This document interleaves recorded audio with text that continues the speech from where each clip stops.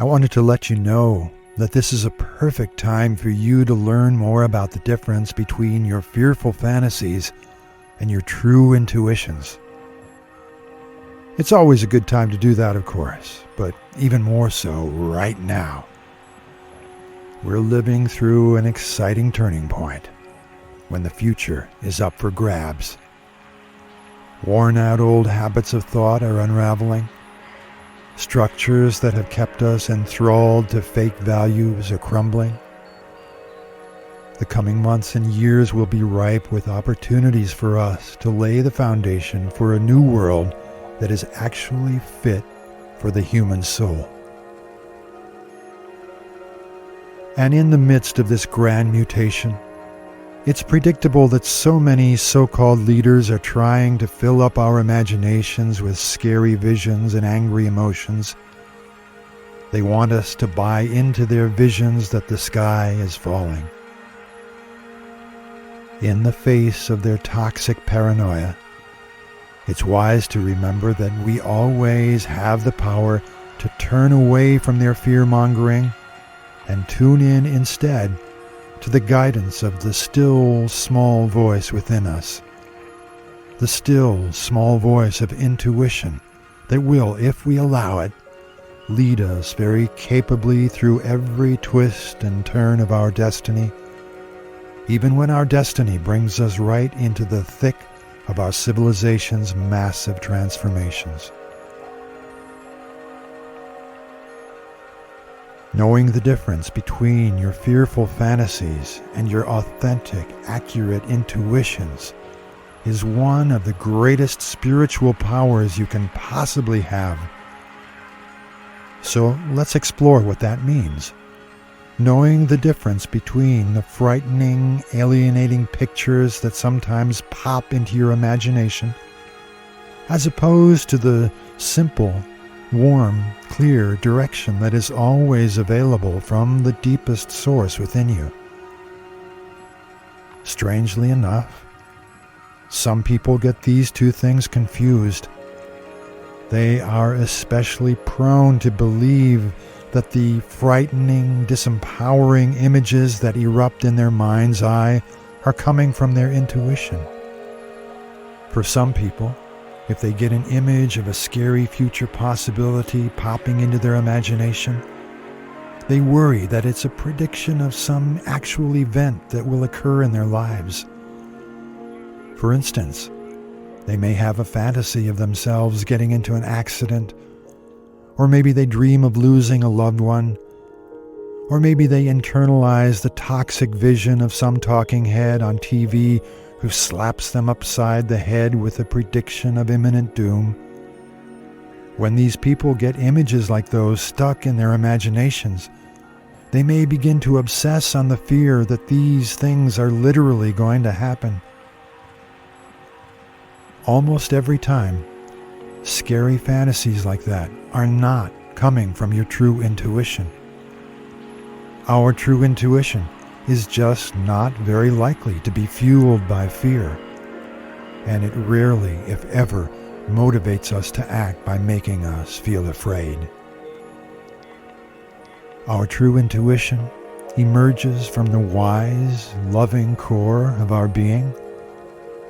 Our true intuition blooms in us like a slow-motion fountain of warmth. Our true intuition reveals the objective truth about a person or a situation, and it does so with lucid compassion. It always shows us the big picture. Now, on the other hand, fearful fantasies burn and itch and make us feel like we're coming apart. Fearful fantasies drain our energy and cloud our judgment. Fearful fantasies fill us with obsessive urges to run and hide or do something desperate and melodramatic. Now, I don't mean to say that true intuition is always calm and emotionally neutral.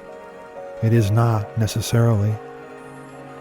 But I will say this: the emotions that accompany true intuition are never alienating. The emotions that accompany true intuition don't make us feel superior to other people. They don't fill us with hatred and terror.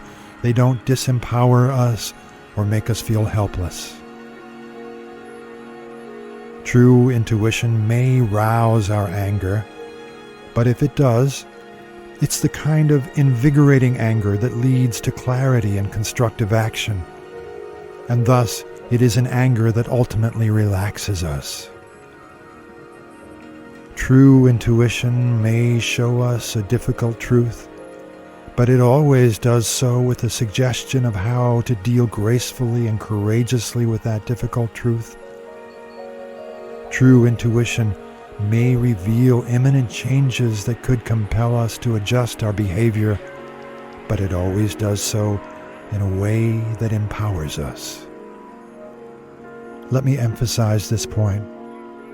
True intuition may not always reveal that everything will be fine or that we will be able to continue to live in the ways we have been living. True intuition is not falsely optimistic. But if it does alert us to circumstances that are in flux and how we will have to transform ourselves, it does so with love and poise and clarity, not with fear. Here's one more thing. Just as our true intuition never works by scaring the hell out of us, neither does it flatter us with grandiose suggestions about how superior we are. In fact, our true intuition may often gently inform us of some correction that should be made in our attitude. It may tactfully but firmly lead us to the understanding that we have been suffering from some form of ignorance and that we need to wake up and get smarter. True intuition reveals the story of our lives from our soul's point of view, not from our ego's point of view. In my understanding, true intuition is the voice of our own personal inner teacher, which just happens to be the divine part of us.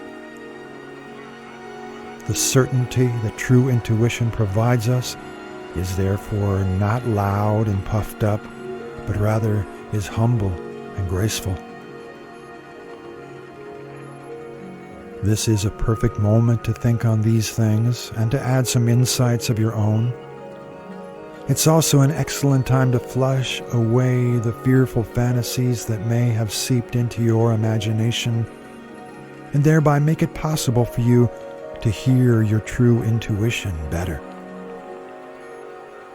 One way to facilitate this process, by the way, is to cut way back on the amount of terrifying and disorienting images that you allow to flow into your imagination from the TV, internet, newspapers, movies, and other mass media. In fact, I invite you to consider the possibility of going on a media fast for a while and spending more time in nature than you usually do. In conclusion, my beloved companions, at this exciting turning point on this beautiful and interesting planet, please get to work on seeing your fearful fantasies for what they really are and enhancing your connection to your true intuition.